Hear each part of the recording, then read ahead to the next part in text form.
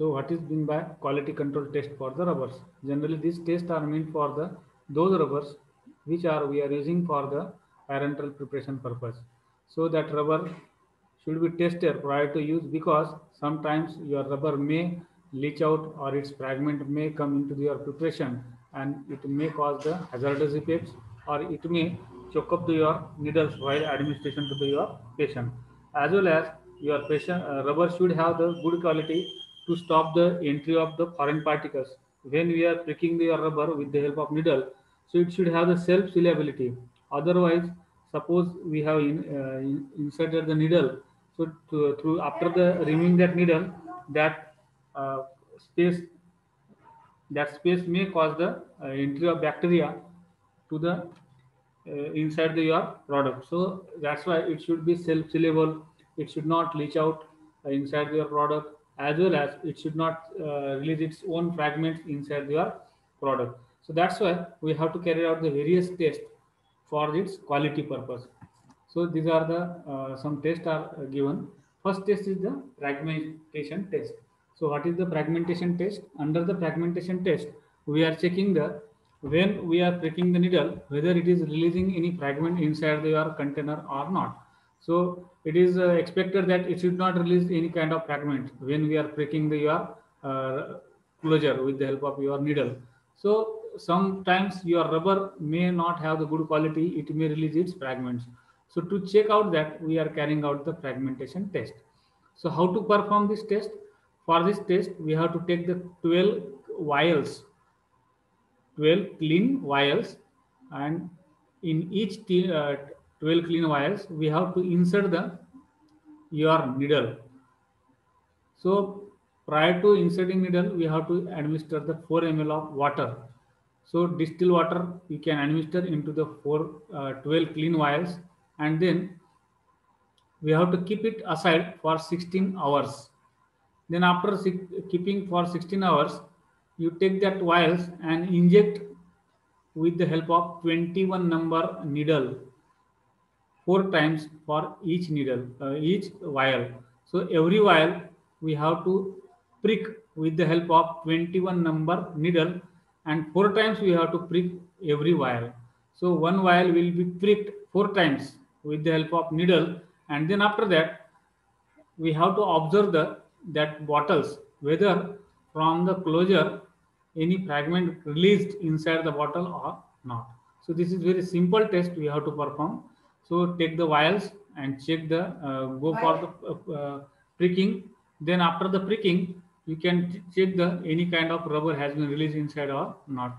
So such kind of test we can perform for this test. So this is the called as the, you can say, fragmentation test.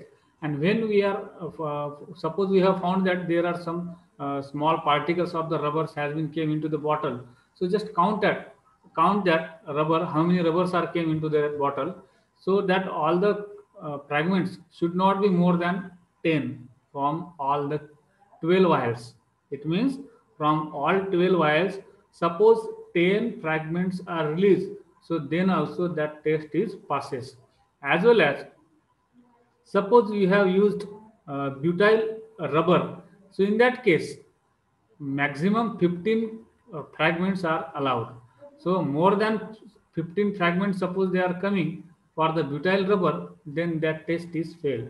And for the other than butyl rubber, suppose the more than 10 particles are coming into the bottle, it means your test is also failed. So that's why we can check the quality of that rubber, or we can change that rubber. So this is the, you can say, test we are using as a fragmentation test for your uh, rubbers. So next test is called as the, you can say, some self reliability test is there, some residue test is there. So prior to going to check that test, we have to prepare the test solution, because test solution is useful for that test. So how to prepare the test solution in case of the rubber?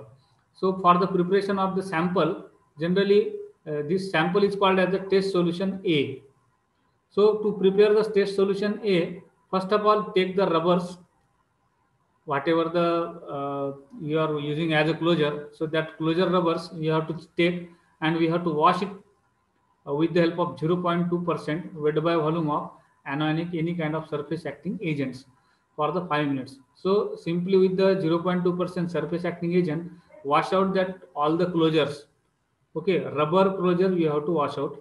Then after that, after washing it, again rinse them in the normal distilled water to clean out that surface acting agent. And then after the cleaning out, after the washing out with the water, then take the 200 ml distilled water and add that rubber it, and then keep it for the autoclave. Generally near about 30 minutes we have to go for the autoclaving. It means we have to heat that rubber with the simple distilled water for 30 minutes at near about 123 degree centigrade. Then after that you cool it and remove that rubbers and that closures, and take that water as a solution A. How to prepare that solution A? Simply you have to take this your rubber closures, wash out it with the surface acting agents, and after that clean it with the simple distilled water, and then in 200 ml distilled water add that rubber and keep it for the autoclaving for near about 30 minutes, and temperature should be near about 123 degrees centigrade. Then after that stop the your autoclave, remove your solution, remove that rubbers, and whatever the water is you have taken for the heating purpose, so that water is nothing but your test solution A. So this is the test solution we are using for further test. Now suppose we have taken that rubber and we have we can say kept it inside the autoclave, so naturally some amount of that rubber may release inside that water. That's why we are using it as a test solution. Now for that we are carrying out the first sterility test. Now what is the sterility test? Now to check the sterility of your rubber, whatever the test solution you have prepared, take the some amount of that solution and keep it for the sterility test. So take the any kind of suitable media, and into that suitable media add the 2 or 3 drop of that solution, and check for the growth of bacteria. Suppose the bacteria are present in your rubber, then there will be the release of that growth of that bacteria will be there. Then self solubility test is there. In this test we are taking directly to your rubbers, as like as your fragmentation test we are taking the we can say directly to your rubber closures. So to check the sealing ability of your rubber, so how to find out sealing ability of your rubber? So take the 2 or 3 bottles or the vials, and take the distilled water into that water bottle and prick that vials with the help of needles or the syringes with the needle. Now when we are pricking, what will happen? Suppose your rubber is having the self sealability action or the good elasticity, then it will when you are removing the needle, it will immediately close that place where from where you have pricked it.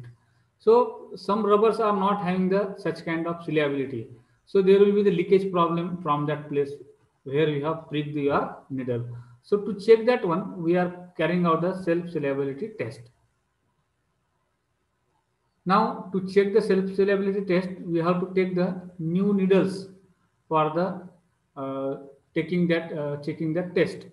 Now that needle should have the 0.8 mm external diameter. Such kind of needles we have to use for the pricking purpose. So take the vials having that rubber closures and containing the distilled water, prick your needle having the 0.8 millimeter of the diameter. Now 10 times we have to prick inside that container, and now when we have 10 times pricked inside it, now take that vials and keep it we can say that for 10 minutes aside, and now after that prepare the methylene blue solutions, colorful solution, and in that solution you administer that all the vials, which we have pricked 10 times with the needle having the 0.8 millimeter size. Suppose your rubber is having the good solubility, then what will happen when we are adding it into the methylene blue dye color solution and we are increasing the pressure? What will happen? From the your pricked site, some solution may insert inside your bottle. If your rubber is having the good solubility, then no color or no dye will be administered inside your bottle. So this test is same as like as your leakage test. So here we are using the already pricked rubber vials with the help of needle, and we are administering them into the methylene blue color solution, and we are adding it into the autoclave, and we are increasing the temperature from the outside. When we are increasing the outside temperature, it will create the pressure on the that closure, and suppose your closure is not already sealed properly, then some dye will insert through your closure and your bottle will become colorful from the inside. So that's why by using this test we can get the idea that whether your rubber is having the good self solubility or not. So this is the simple test you have to carry out to check the self solubility of your rubber. Now next test is the pH. Generally pH can be determined by using the pH meter. So whatever the procedure we have followed to prepare the solution A, so for that solution A we can check its pH. So to check the pH of that solution A, we can either titrate it by titrimetrically, and we can check its pH, or by using the pH meter simply we can get the idea about the pH of that solution A. So in case of titration, we can use the sodium hydroxide for the titration purpose also, and sometimes we can use the acid also to check its pH.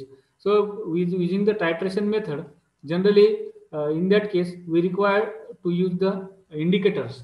So take the 20 ml of that test solution A, which is we have prepared by the previous procedure, and into that 20 ml solution add your bromomethyl blue indicator and titrate it with your sodium hydroxide solution. Near about 0.01 molar sodium hydroxide solution is required, and color will be changed from blue to the yellow, and note down how much solution has been required to neutralize it or to check it. Suppose by this method also we can find out, or we can take the another method. To the volume of NaOH requires should not be 0.3 ml. It means the solution whatever we have taken, it should not be more than 0.3 ml. And instead of that NaOH solution, we can use the sodium hydrochloric acid also, and we can again titrate it how much amount of hydrochloric acid is required. Now the next test is the light absorption test. So to check the light absorption test, simply we are finding out that how much light can be absorbed by your solution. So the test solution here we can take, and we can go for the filtration firstly, and then we can measure its absorbance at the 220 to 360 nanometer. So within this two range, means 220 to 360 nanometer range, within this range we have to find out its light absorption. We will get generally some peaks of that absorbance, and we have to perform the absorbance of the black solution also, and that blank solution should not have the we can say more absorbance, or the difference between your test solutions absorbance and your blank solutions absorbance should not more than the 2.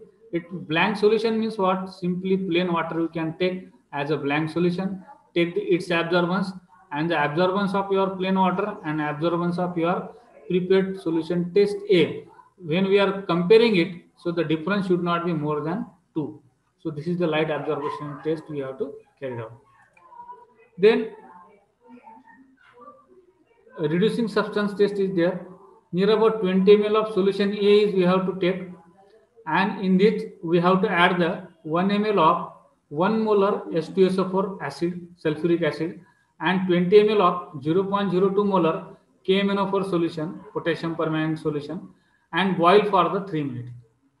What we have to do? Take the 20 ml solution A, which is we have prepared for the test purpose, and then with this add the 1 ml of sulfuric acid having the 1 molar concentration and 20 ml of KMnO4 solution which is having the 0.02 molar concentration, and this mixture we have to boil for 3 minutes and then cool it and add the 1 gram of potassium iodide and titrate with sodium thiosulfate using starch as an indicator. Then we have to go for the blank titration also, and the difference of that blank titration and your actual titration should not be more than 0.7 ml volume of the substance. So this is the reducing substance test. Next test is there, residue on evaporation. Generally the solution A we have to evaporate and then we have to observe the how much residue is present. Generally 50 ml of test solution we have to take and continuously we evaporate with the help of your normal technique, and then after the drying generally the residue should not be more than 4 milligram. So generally it should be less than 4 milligram. Suppose your rubber is leach out inside your solution, then you will get more than 4 mg material. Suppose your rubber is not having the leaching property, then you will not get 4 mg or you will get only below 4 mg of the residue. So this is the test we have to carry out for checking the quality of your product. Now the next test is the regarding the plastic containers purpose. Whatever the plastic containers we are using for the filling of your parental preparations, for example, we can say large volume container like saline bottles we are using for the carrying of your containers. So in that case, we have to check the ability of that container or the ability of that plastics which is to be used for the packing of your container, parental preparations. Generally, most of nowadays we are having the higher derivatives of that plastics for the your preparation purpose. So it should have the, we can say, good protective action and good protective nature toward your preparation. So for that purpose we have to carry out the leakage test or the collapsibility test. Generally in case of leakage test, already we have done one leakage test. Generally that leakage test is for the your totally glass container purpose, and another leakage test is for the your those rubber closure purpose, and now for the plastic container purpose there is another type of leakage test. So in this leakage test we have to fill up your container and keep inverted overnight and measure the whether some amount has been lost from your container or not. Or sometimes we can quiz your preparation and we can find out that how much amount of material has been released from your container. So this is the two types of test we have to carry out. One is the leakage test. In case of leakage test, you just fill up your container and keep it inverted overnight and check the how much amount has been passed out from your container. If your container closure is having the leakage problem, then the amount of that filled container solution will be reduced. And in case of collapsibility test, how much pressure is requiring to remove your container content from your container, that is called as the collapsibility test. Now the clarity test. Now the clarity test, how to carry out the clarity test for your plastic container. So in the clarity test, first of all you have to take your plastic container and you have to cut that plastic container into the number of pieces, and then after the cutting that your container, you have to wash it with the your simple distilled water, and then we have to wash it with the distilled water and keep it into the volumetric flask, add some amount of water and heat it with the inside your autoclave, and then check it for the its clarity. Simply you have to cut your plastic container into the number of small pieces and then wash it with the distilled water. Again take the some amount of distilled water, with that pieces and keep it inside your autoclave, and again after the 30 minutes you raise the temperature up to 120 degrees centigrade, and after the 30 minutes you stop your autoclave and remove your solution in which you have added the small pieces of your plastic container. Now remove that plastic particles from your solution, and now observe the solution. In that solution, whether the any particulate matter is there or not, is there any color is released from the your cutted plastic pieces or not, whether it is totally clear or not. So like that we have to observe. So this is called as the clarity test for the aqueous extract of plastics. So here simply we are doing this test with the help of plastic pieces. Okay, cut the plastic into the small pieces, and then autoclave that oil pieces, that small pieces of your plastic, and then observe that solution for the contamination. Now another test is the water vapor permeability test. Now when we are using your containers, so sometimes it may release the vapors of your actual preparation from inside to the outside. For example, suppose we have filled your parental preparation inside any kind of plastic container or the glass container, and suppose we have transporting your product into the such area like South Africa or like Rajasthan, where the temperature is always high. So during the transportation, sometimes your product may get heated, and that's why it may cause the evaporation or the vaporization inside the container, and from that container or that closure, your vapor may be easily released out. It means you are losing your preparation. When the vapor is releasing means surely you are losing your vehicle, and when you are losing your vehicle, then it may increase the pH. It may decrease the pH, or it may cause the acidic pH, or it may cause the crystallization of your product. So for that purpose, we can take the such kind of container which are not having the ability to release your vapor of preparation from your container. So whenever you are choosing the such kind of container, so first of all we have to check about their vapor permeability, whether your container and closure is having the we can say ability to stop the permeation of vapor from the inside to the outside or not. So for that purpose, we are carrying out this test. Suppose to check this vapor permeability of your preparation or the container, for that just fill out your 5 containers with the nominal volume of distilled water. Take any kind of your selected 5 containers which are to be used for the parental preparation purpose. So in that container, you add the 5 some amount of water and seal it properly with your closure, and whatever the closure we are using, tightly close that container with the help of your closure, and wrap your container with the help of aluminum foil. Now weight your preparation accurately, how much gram amount of that material is there total your container plus your inside preparation whatever you have added. So firstly initially take the weight of that container containing the material. Now stand it or allow it to stand for 14 days. Simply add the 65% humidity and temperature 20 degrees centigrade or 25 degrees centigrade. So after that 14 days, again you can check the weight of that product or weight of that container. If your product have vaporized or your product have removed out from your container, then what will happen? Its weight will be changed or it will lose the weight. Now check the weight of that container. If the weight has been changed, it means some amount of vapor has been lost from your container.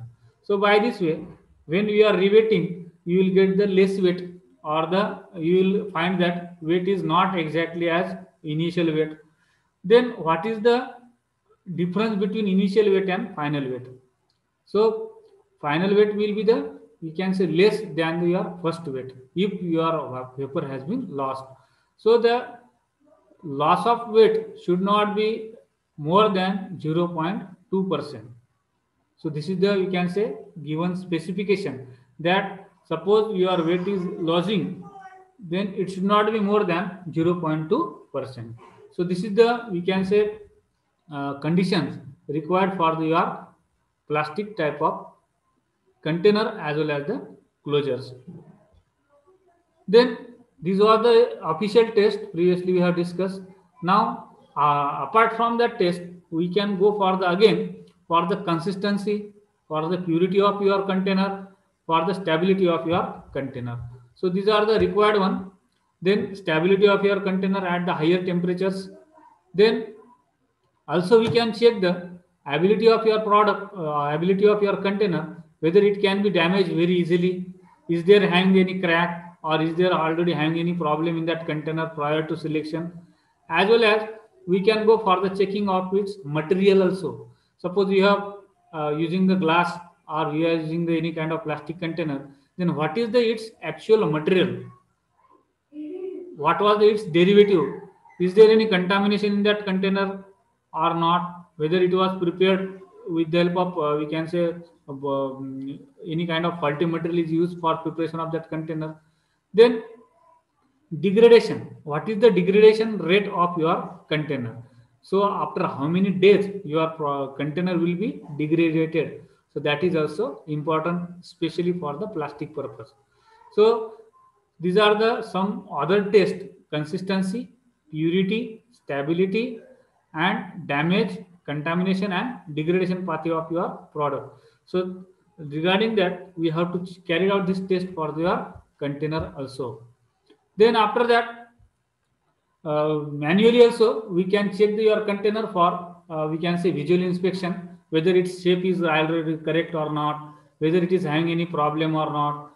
Then we can carry out the identification test of that container also, what kind of material has been used.